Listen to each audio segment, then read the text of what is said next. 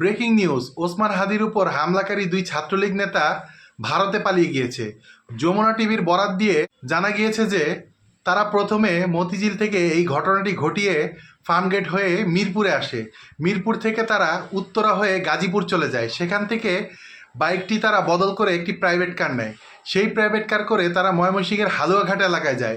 সেই হালুয়াঘাট থেকে তারা প্রাইভেট কার ছেড়ে দেয় এবং সেখান থেকে একটি বাইকে করে তারা ধারাবাজার এলাকা সীমান্তে যায়।